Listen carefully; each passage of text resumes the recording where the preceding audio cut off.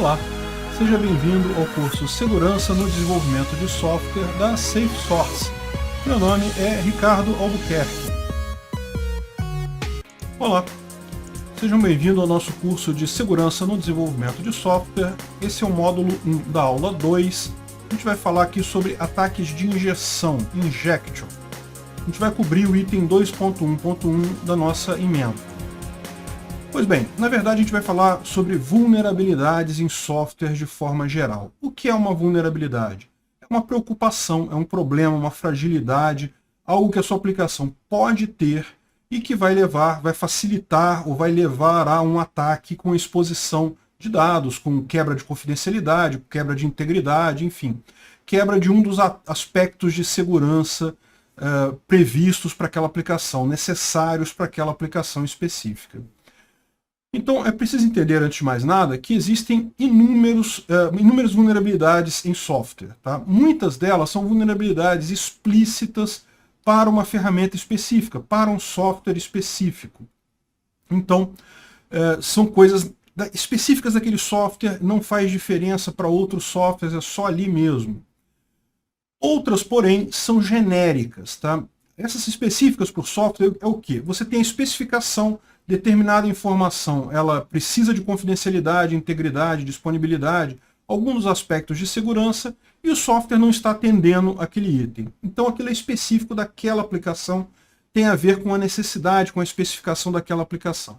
E tem outras que são genéricas, ou seja, são comuns, acontece em várias aplicações, devido a uma série de fatores, tipicamente devido às ferramentas mais usadas, à forma como os sistemas comportam. Essas vulnerabilidades são genéricas, elas acontecem em um monte de situações. Para a gente ver essas vulnerabilidades genéricas agora, a gente vai começar por elas, tá? A gente vai ver depois as vulnerabilidadades específicas, quando a gente falar de especificação de segurança lá na frente. Mas para a gente dar uma olhada nas vulnerabilidades genéricas, a gente vai usar como guia o OWASP. OWASP é Open Web Application Security Project, é um projeto aberto, livre, que tem na internet para segurança em aplicações web. O OWASP, de tempos em tempos, não tem uma periodicidade muito definida, ele libera uma lista chamada OWASP Top 10, em que ele lista quais são as 10 piores vulnerabilidades comuns em aplicações. A última lista dessa saiu em 2017. Estava prevista sair uma lista em 2020, mas não saiu.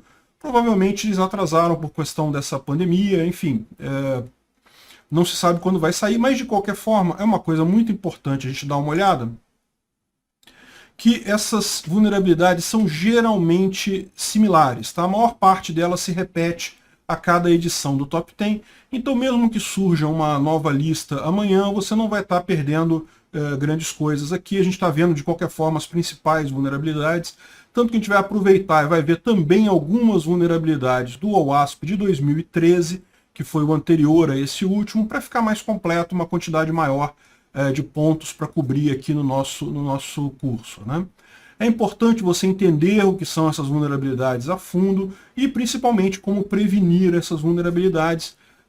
A gente vai passar por elas todas aqui, vamos ver todas as 10 e mais algumas. E outra coisa, o OWASP ele é específico para web, aplicações web. O nosso curso não, o nosso curso a gente vai ver também fragilidades de aplicações locais, cliente-servidor, aplicações mobile, enfim, a gente vai ver todas essas aplicações. Então, além dessas vulnerabilidades do OWASP, a gente vai ver outras vulnerabilidades também. Perfeito?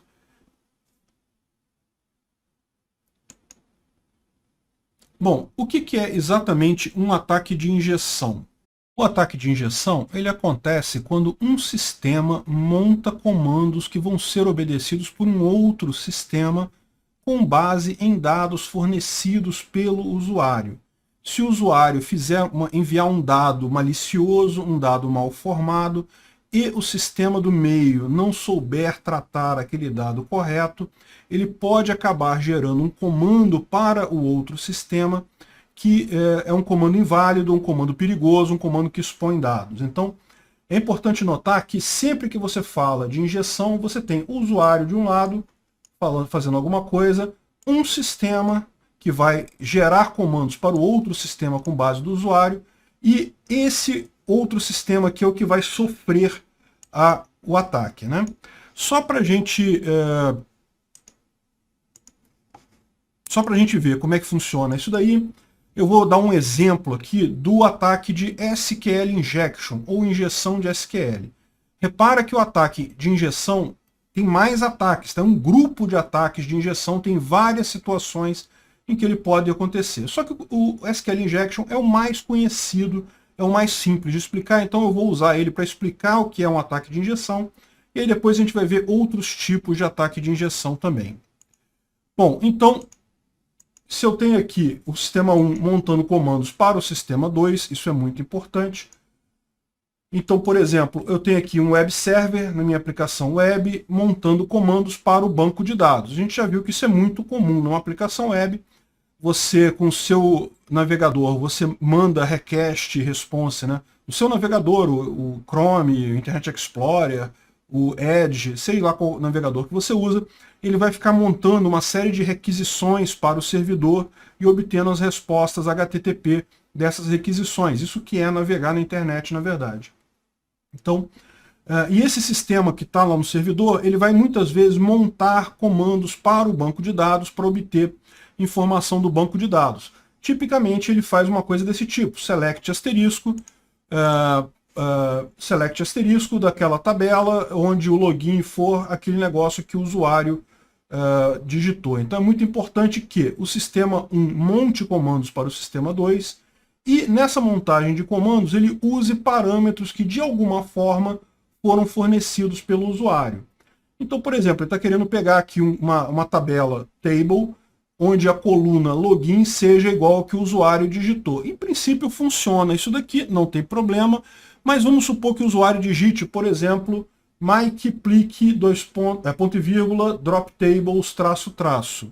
O que isso vai acontecer? Isso vai gerar um comando desse tipo. Repara que ele concatenou isso que está aqui, ó, dentro de onde está o parâmetro aqui, o que significa que ele montou este comando exatamente. O que esse comando faz?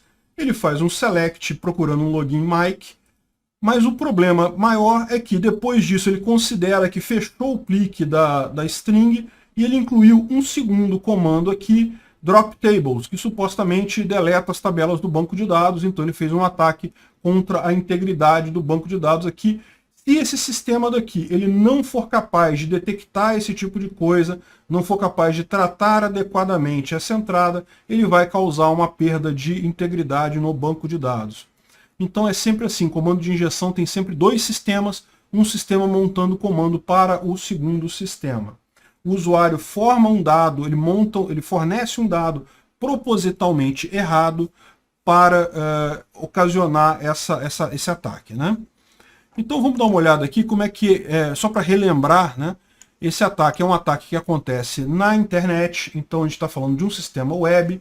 Então, como eu expliquei para vocês já meio por alto na última aula, mas o sistema web, você está navegando, seja no seu navegador, que é o Firefox aqui no computador, ou no celular, onde quer que seja.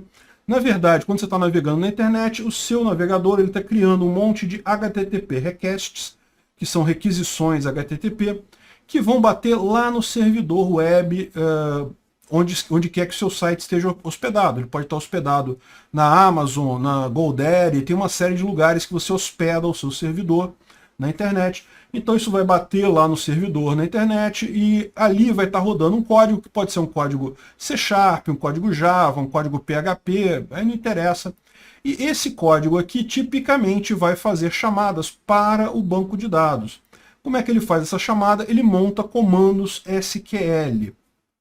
Então, é uma outra linguagem, que é uma linguagem própria para banco de dados, e quando ele precisa pegar uma informação, ele vai montar um comando SQL aqui, que é similar com aquele que a gente viu, select, coisa e tal, para mandar para o banco de dados, e nessa situação aqui que pode acontecer o SQL Injection. Para a gente entender direitinho isso, eu vou dar uma repassada muito rápida, voando no que é a linguagem SQL, Structured Query Language, ou linguagem para query estruturada. É uma linguagem que foi revolucionária quando ela foi criada, justamente porque ela permitia você fazer consultas e alterações em bancos de dados relacionais. que eram novidade. Então a gente está falando aqui de anos 90, anos 80, final dos anos 80, início dos anos 90, uma coisa... não, anos 90. Anos 90 era uma coisa revolucionária, o banco de dados estruturado, né, que é bancos de dados relacionais, em que você tem chaves privadas, e chaves primárias e chaves estrangeiras, que ao invés de você replicar o dado em várias tabelas, você tem uma tabela com cada dado, que se chama normalizar o dado. Cada dado tem só aparece uma vez no banco de dados, e quando você precisa usar ele em outro lugar do banco de dados, você faz uma chave estrangeira referenciando aquele dado na outra tabela. Isso é muito importante porque isso garante a chamada integridade estrutural do banco de dados. A gente vai falar sobre integridade mais adiante. Aí tem vários tipos de integridade estrutural, transacional, enfim. O banco de dados relacional é muito bom para isso. E a linguagem SQL ela foi muito revolucionária na época, tanto que é usada até hoje. A maior parte dos bancos de dados ainda usa SQL, embora recentemente, curiosamente, exista um banco de dados agora no SQL, que são justamente bancos de dados não relacionais. E por que esses bancos de dados têm sido usados? Basicamente pela questão da performance. Mas não vem ao caso, a maior parte das vezes ainda se usa o SQL, que é uma linguagem tipicamente script, tá? Ela é uma linguagem interpretada, muito embora alguns bancos de dados cheguem a fazer uma pré-compilação dessa linguagem para agilizar, quando, por exemplo, é uma procedure ou coisa e tal. Mas, tipicamente, quando você dá comandos do seu sistema web para o banco de dados, isso é interpretado na hora. E alguns dos principais comandos aqui do SQL, nós temos o select, que é para você pegar informações do banco de dados. Insert, você vai criar um novo registro em uma tabela no banco de dados. Update, atualizar. Delete, remover. E além disso, você pode criar procedures, que são pequenas funções que você cria lá no banco de dados para executar uma série de operações em conjunto. Essas procedures que às vezes são pré-compiladas pelo banco de dados.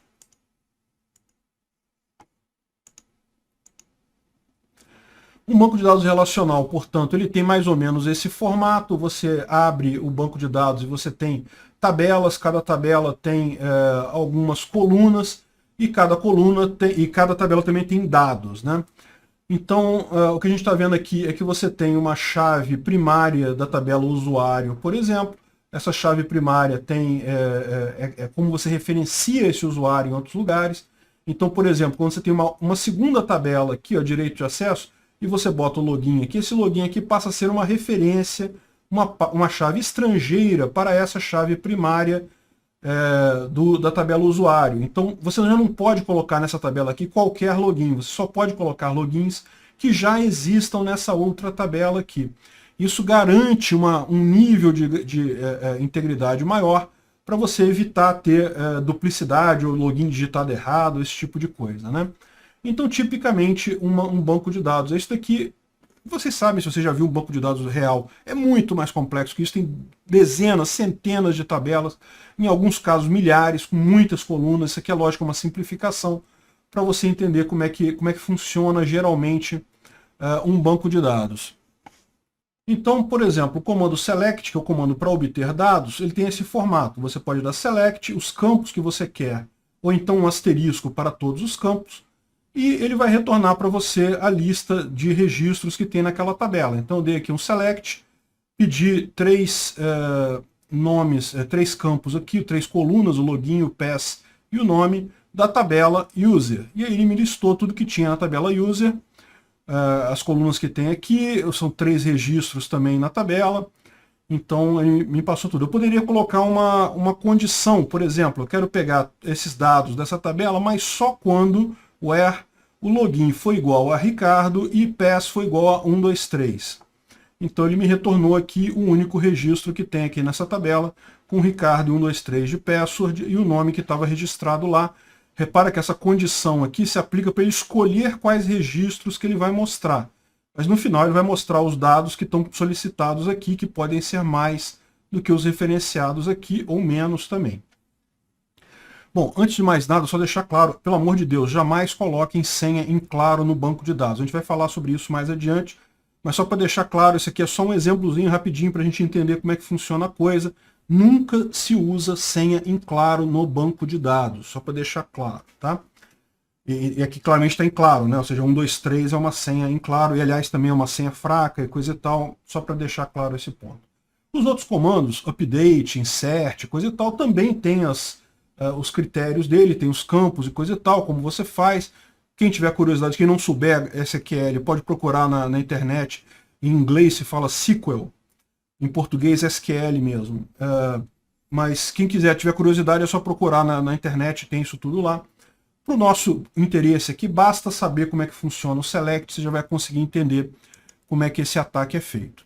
E bom, como eu falei para vocês, o servidor web ele vai montar então comandos para o banco de dados com os dados recebidos do usuário.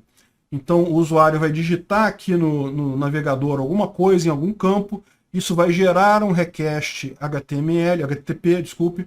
Esse request HTTP ele vai bater lá no servidor, o servidor vai fazer algum comando com esse dado que foi enviado pelo usuário e o usuário vai botar um dado. E se esse código não estiver preparado, não souber lidar direito com a informação fornecida pelo usuário e o usuário mandar uma informação maceteada, uma informação deturpada, isso pode gerar então o ataque de SQL injection. Então vamos ver um caso mais em detalhes aqui, né? Eu tenho, por exemplo, aqui um caso de um código em HTML puro, em que eu monto um login e uma senha, possivelmente num sistema para fazer um login e senha, tá? Então aqui eu estou definindo o código HTML, eu tenho o campo de login aqui, ó, esse aqui é o meu arquivo HTML que eu botei lá no servidor, é um campo de texto, campo de senha, o campo para o submit aqui, ok. Tudo certinho, não tem nada de errado. Nessa parte aqui não tem nada de mais aqui, embora pudesse melhorar do ponto de vista do layout desse código HTML aqui, né? Mas enfim, esse código aqui, você vê, ele está num formulário que o action dele está apontando para dologin.asp. Ou seja, isso aqui é um código em ASP. Quando eu clicar em login, ele vai chamar esse outro arquivo ASP para fazer efetivamente o login. E é importante já deixar claro aqui uma coisa, gente. SQL injection é muito comum em ASP, tá? É muito comum mesmo. E por que o SQL injection é tão comum em ASP? Porque, cara, vocês não vão acreditar nisso, mas os primeiros livros da Microsoft ensinavam as pessoas a programar em ASP. Os exemplos que estavam no livro tinham SQL injection, ou seja, era suscetível a SQL injection.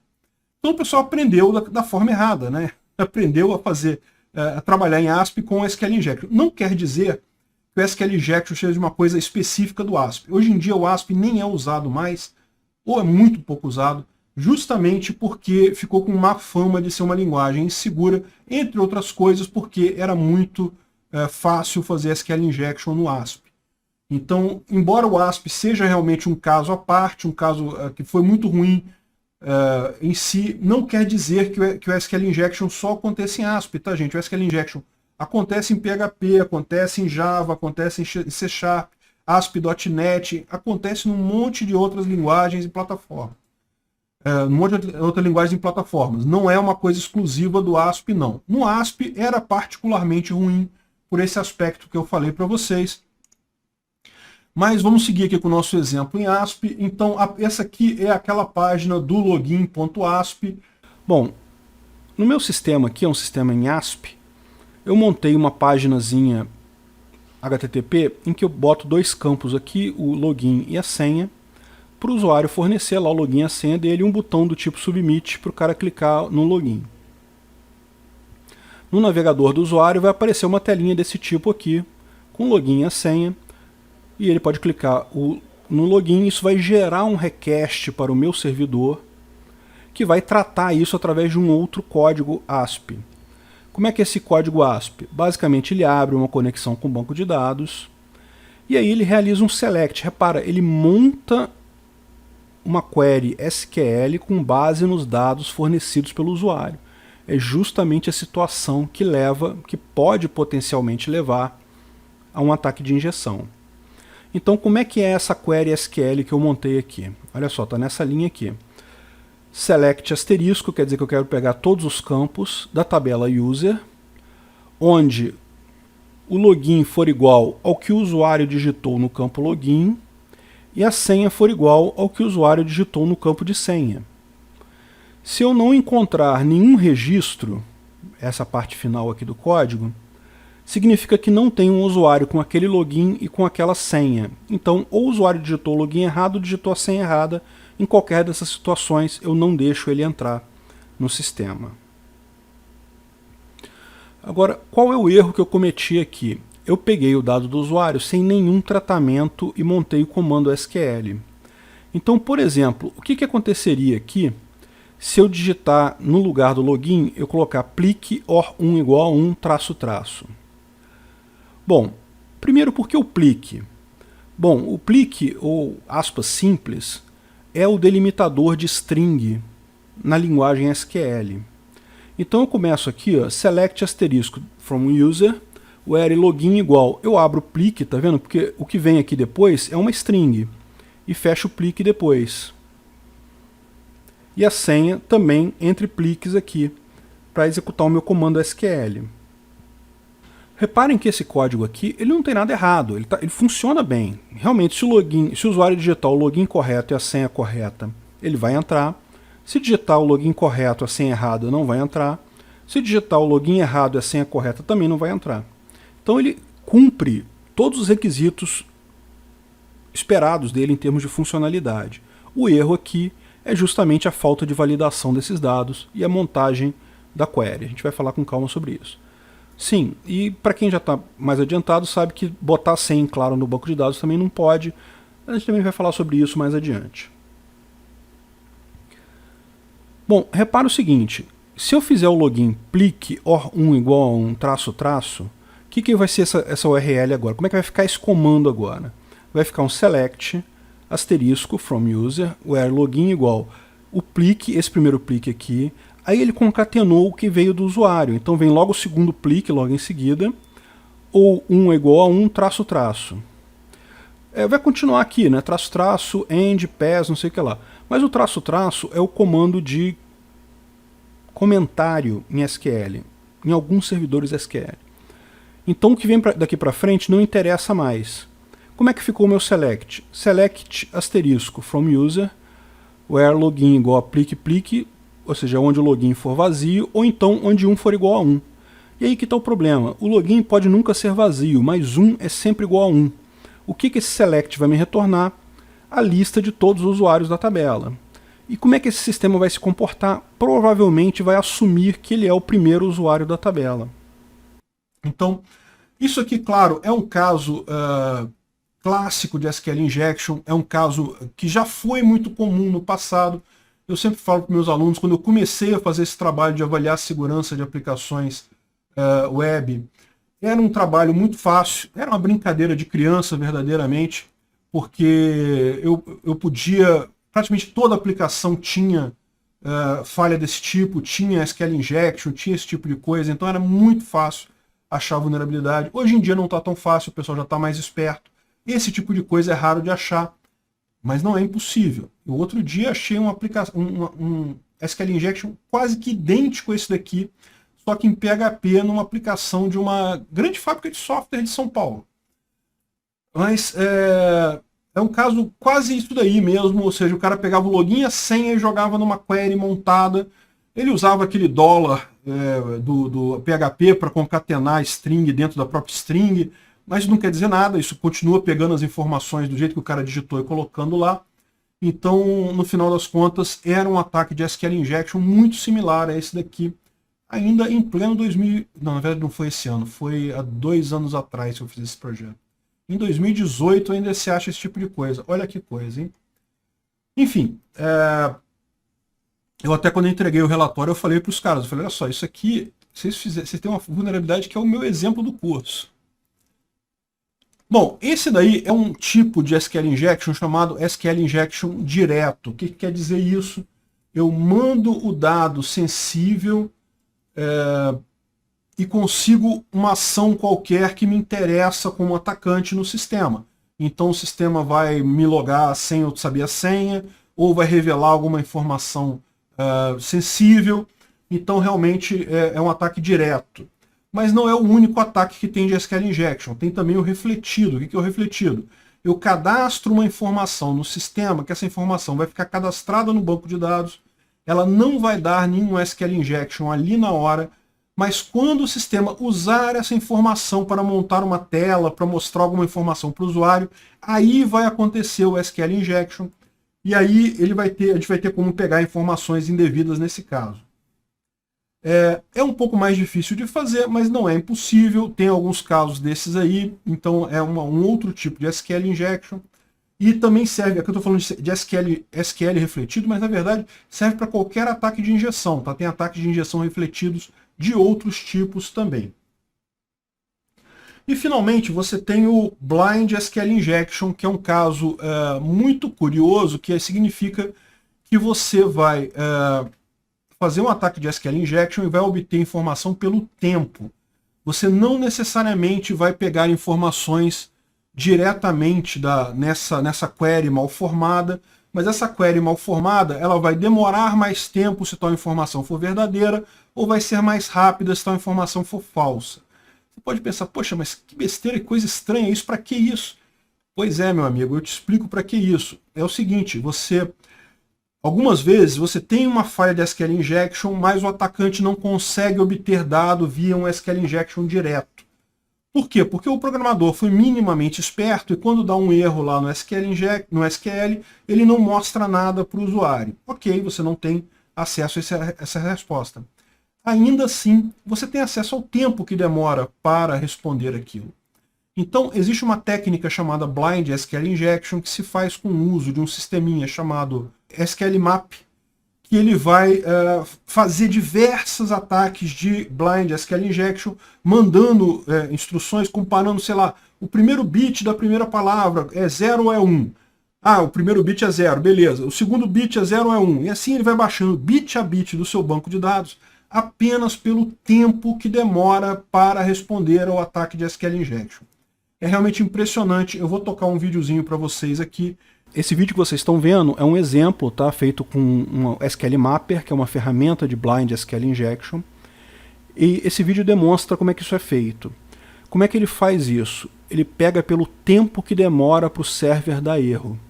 Então, quando você monta um SQL Injection e dá um erro, basta isso.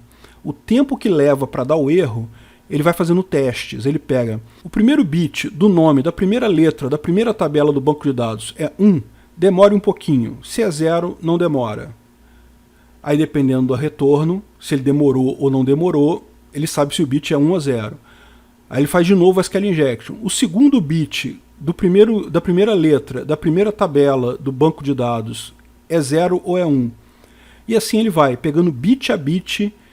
Ele pega o nome de todas as tabelas do banco de dados. Aqui no vídeo ele pega o nome de todos os bancos de dados que tem naquele servidor. Depois pega o nome de cada tabela de cada banco de dados. Depois ele pega o nome de cada coluna de cada tabela do banco de dados. E depois ele pode baixar, tendo as tabelas e as colunas, ele consegue baixar todas as informações do banco de dados. Leva um tempo? Leva um tempo. Você pode otimizar? Pode. Depois que você sabe o nome das tabelas e colunas, você pode puxar só aquelas informações que te interessam, não precisa baixar o banco de dados inteiro. Mas o ponto importante aqui é, não existe SQL Injection não danoso.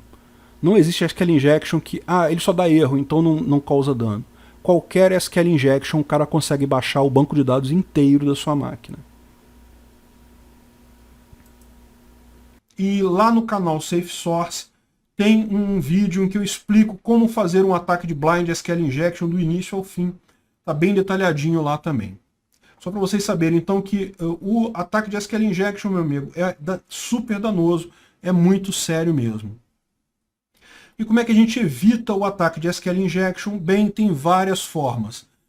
A primeira recomendação é usar camadas de persistência recentes, versões mais novas, Hibernate, NHibernate, Link, Entity, o que for melhor para você, mas use versões mais novas, não usa coisa antiga não, que coisa antiga é tudo vulnerável também.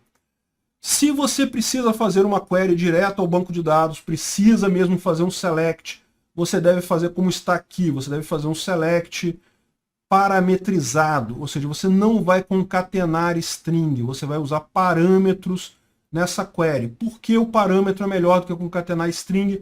porque no parâmetro ele sabe que aquilo ali é um parâmetro. Repara que eu não preciso botar nenhum plique aqui, porque ele já sabe que isso daqui é uma string. O próprio banco de dados vai internamente tratar isso. Então, se você botar um plique no login aqui, não vai fazer diferença, porque ele vai saber que aquele plique é parte do nome.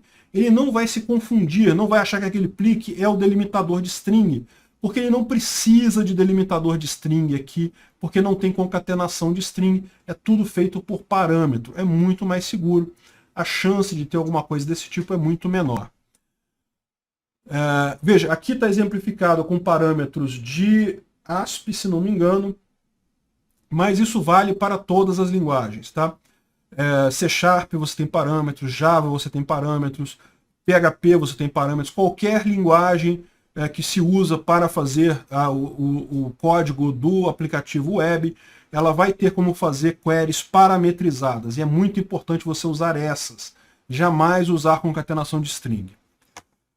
Mas veja, é importante você usar mais de uma proteção por esse tipo de coisa.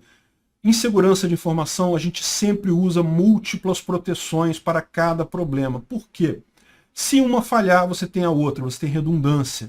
Você tem que lembrar que quando se desenvolve um sistema, se é só você desenvolvendo, pode ser que o sistema seja todo homogêneo, bonitinho, mas tipicamente sistemas são desenvolvidos em equipe, um monte de gente trabalhando, vai ter gente mais preguiçosa, gente mais esperta, gente mais burra, vai ter gente de todo tipo na sua equipe, vai ter um cara lá que vai esquecer de fazer isso, vai concatenar uma string. Como você protege isso no final, como o seu sistema está seguro? Você usa múltiplas proteções.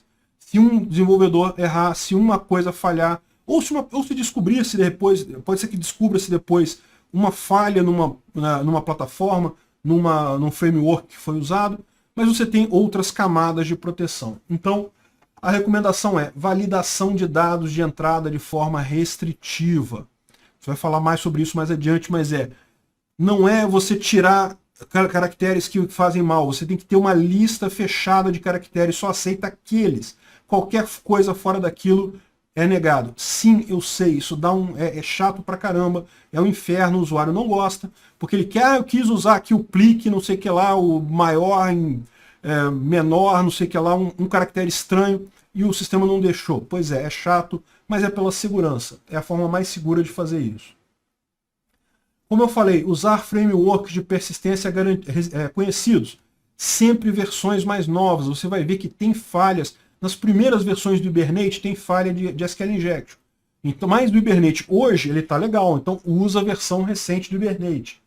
Query avulsa, como eu falei, se precisar, mesmo usando o Hibernate, usando o Entity, usando alguma dessas plataformas de persistência, se precisar fazer uma query direto ao banco de dados, usa parâmetro. Tem outras coisas aqui que são um pouco menos cruciais, mas também são importantes. Configurar o banco de dados para não aceitar dois comandos numa mesma linha. Lembra o primeiro exemplo que eu mostrei para vocês lá, que tinha o ponto e vírgula drop tables? Então, o ponto e vírgula é você fazer dois comandos SQL na mesma linha, na mesma chamada. Raramente você precisa isso na sua aplicação. Então você pode ir lá no banco de dados e configurar ele para não aceitar dois comandos na mesma linha. Então, isso te dá uma garantia que aquele tipo de SQL Injection, mesmo que por acaso o cara consiga contornar isso daqui, não vai cair, não vai ter como usar. O usuário para conexão do banco de dados deve ter o mínimo de direitos possível, ou seja, nunca se conecta no banco de dados com o usuário SA, usuário DBO, sysadmin.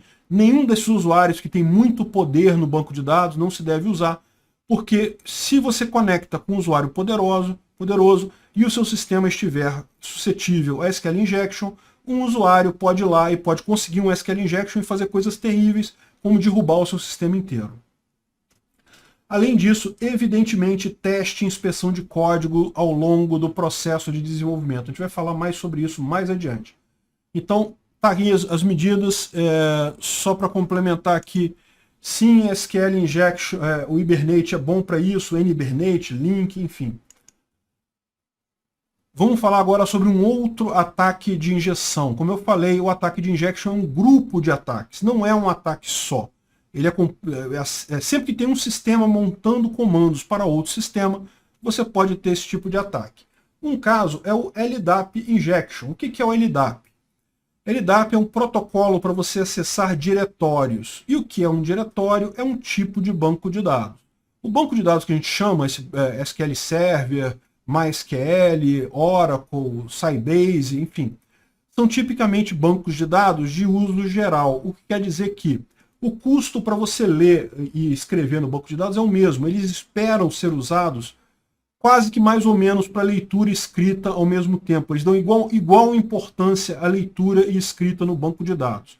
Isso é o que a gente chama de banco de dados.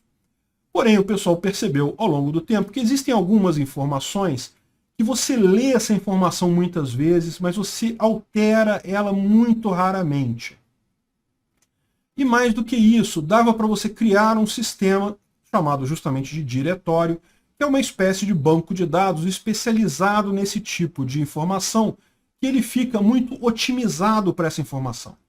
Então, o diretório é um banco de dados que ele é otimizado para esse tipo de informação que você escreve muito raramente. Ela é praticamente read-only, não é read-only não, tá? Ela é praticamente, você escreve ela muito de vez em quando, mas lê muito.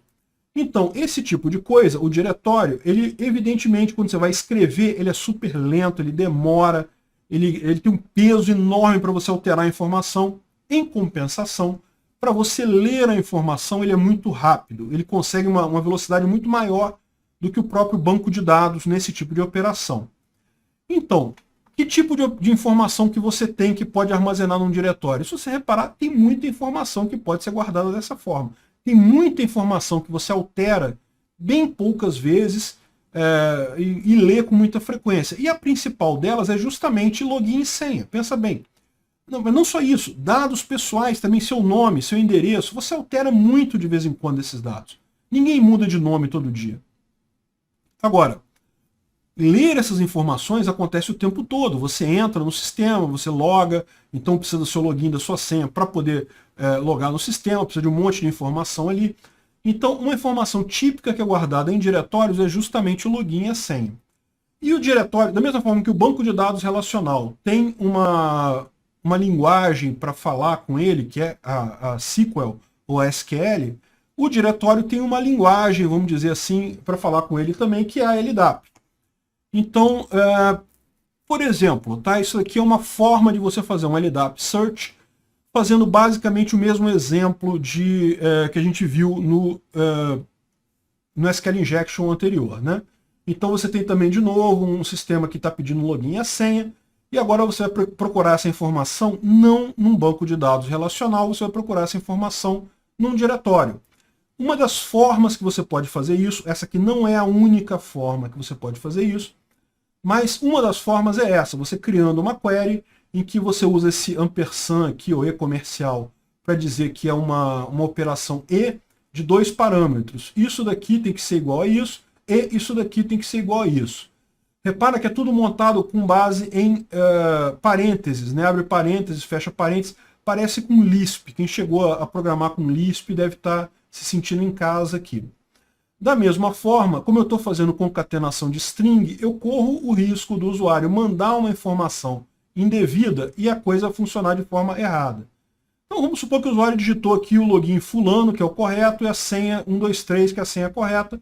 Isso aqui vai buscar um registro no diretório, cujo login seja fulano e a senha seja 123, então está tudo ok, tudo lindo, funcionou lindamente.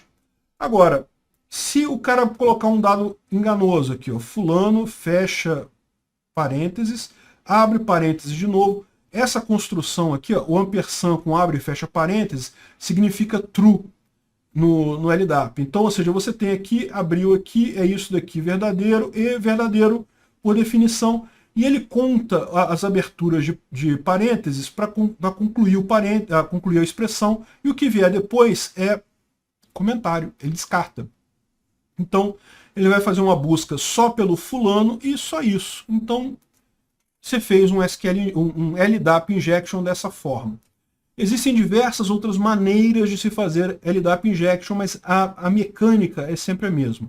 Você vai corromper algum dado do usuário que você fornece para fazer esse tipo de coisa. Outro tipo de injeção, script injection. você digita o seu nome. Script injection tipicamente é um ataque refletido, o que quer dizer você fornece uma informação que vai ser guardada no banco de dados. Quando um outro usuário vai acessar aquele sistema, aí que vai acontecer o injection, tá? Então, por exemplo, esse site aqui, você entra e digita o seu nome. Então você digita lá fulano e guardou lá dentro o nome do fulano, ok. Agora imagina se você digita isso daqui, ó, fulano menor script maior, alert, olá mundo, menor barra script maior. Beleza, guardou, isso aqui é o seu nome lá no banco de dados. Aí outro usuário entra nesse sistema e pede a listagem de usuários. Aí o sistema vai montar isso daqui com o que está escrito no banco de dados e vai pegar o nome das pessoas. Pegou o nome de todo mundo que está lá. E quando pegou o seu nome, ele botou isso daqui no código HTML. Repara, script é uma tag para rodar isso daqui em JavaScript no cliente do usuário. Então, de novo, foi um sistema montando um comando errado para outro sistema. Então, isso daqui é um script injection. Quando esse cara aqui rodar essa função, vai aparecer uma janelinha desse tipo. Aqui, lógico, essa janelinha não faz nada, mas dá para fazer um monte de ataque com isso daí, vocês vão ver mais adiante. Vou mostrar para vocês como é que funciona numa aplicação real, uma aplicação suscetível aqui. Nessa aplicação eu consigo cadastrar um cartão de negócios. Então eu posso botar algumas informações, nome, endereço, telefone, de um potencial contato comercial meu. E essas informações ficam guardadas ali, né? Ele me mostra a lista dos cartões que eu tenho cadastrados. Agora imagina que eu cadastre um cartão em que eu bote no lugar do nome, além do nome real, eu coloque lá o tag de script e coloque um código JavaScript qualquer. Por exemplo, eu vou pegar como exemplo aqui um Olá Mundo padrão, só para demonstrar como é que seria essa fragilidade, mas tenha em mente que aqui eu posso colocar qualquer código JavaScript. Eu fecho então com a chave de /script, né, para concluir o script. Coloco os outros campos normais na minha aplicação.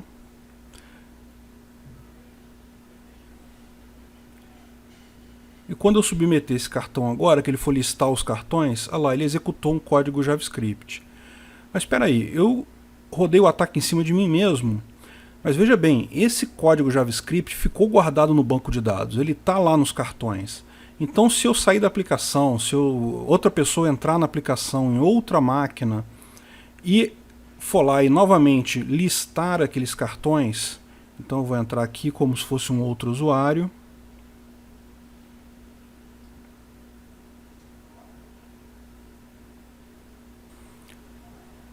Vou cadastrar um outro cartão agora, que aí ele vai me listar todos os cartões que já tem cadastrados. E quando eu faço isso aí, o outro usuário sofreu o ataque. E tem, lógico, várias medidas contra script injection, por exemplo, evitar esse tipo de caracteres. Script injection é uma coisa tão danosa, particularmente um tipo de script injection chamado XSS, que a gente vai ver mais adiante, que a maior parte dos servidores web hoje em dia já nem aceita caractere menor e maior. Nem adianta, você não tem como colocar isso nos campos, o servidor web já recusa. Mas não é só isso, tá? Tem que recusar também plique e aspas, porque se esse script injection pode ser feito em parâmetros de tags, então ele pode também gerar um script injection com plique e aspas. Tem que se usar HTML encode quando os dados do banco de dados forem usados para montar um código HTML. HTML encode, ele vai pegar o que está no banco de dados e vai transformar em caracteres, digamos, amigáveis para o HTML. Por exemplo, o menor vira ampersand lt ponto e vírgula. Então, você evita esse tipo de coisa. Aliás, essas medidas também é o que você usa para LDAP injection, evitar caracteres específicos como abre colchetes, fecha colchetes, abre parênteses, fecha parênteses. E lógico, fazer teste e inspeção de código ao longo do projeto. A gente vai ver que isso é muito importante sempre para você manter a garantia de segurança do seu sistema. E, gente, isso daqui são alguns tipos, tá? Tem outros tipos de injeção, tem System Command Injection, quando o seu sistema monta comandos para o sistema operacional executar. Então, às vezes, tem algum sistema que dá um copy no sistema operacional, ele monta um system copy, não sei o que lá. E, eventualmente, se esse system copy usa algum parâmetro que o usuário forneceu, isso pode gerar também um command injection, system command injection. Fix injection, quando você faz um sistema para interface com grande porte, usando SIX, e tem toda uma linguagem para você conversar, chamar a API do SIX, coisa e tal, e eventualmente você pode fazer SIX injection, mandar um comando para o grande porte, que ele vai entender errado e vai fazer uma coisa indevida. Acho que isso aqui é meio menos comum hoje em dia, porque o grande porte tem sido cada vez menos usado, mas é uma possibilidade ainda. XML injection, a gente vai falar muito sobre XML injection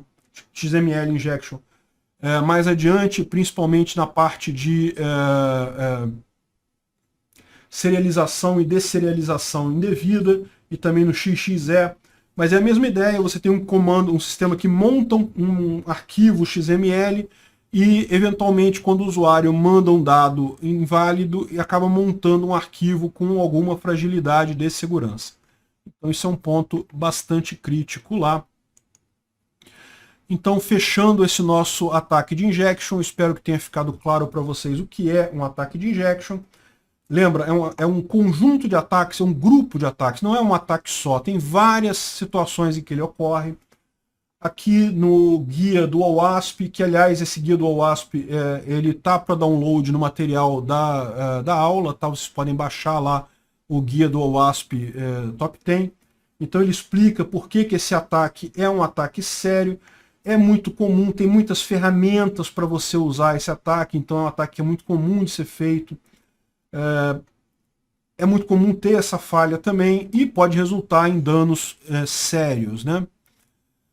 Ele fala alguma coisa aqui, como detectar se a sua ferramenta é vulnerável ou não, como prevenir, mas é basicamente o que eu já falei aqui e a gente vai falar mais sobre essas prevenções, porque como a gente vai ver mais adiante, existe uma série de ataques cuja prevenção é a mesma. Controle de dados de entrada. É um caso que você resolve um monte de vulnerabilidade fazendo controle de dados de entrada. Mas a gente vai falar sobre isso mais adiante, quando a gente estiver falando, depois que a gente ver todas essas vulnerabilidades, porque, como eu falei, ela é o mesmo controle para várias vulnerabilidades. E aqui você tem mais algumas referências adicionais que o OWASP te dá. Tem muita coisa importante aqui, muita coisa útil no material do OWASP. Eu aconselho vocês a darem uma olhada lá no site deles. Então ele explica aqui alguns cenários de ataque, coisa e tal, mas tem bastante coisa aqui. E lá no canal Safe Source também tem alguns tipos de ataque, particularmente tem um vídeo guia sobre Blind SQL Injection que está muito bom. Se você tiver um tempinho, é um material complementar, não está no programa desse curso, mas vale a pena você dar uma olhada.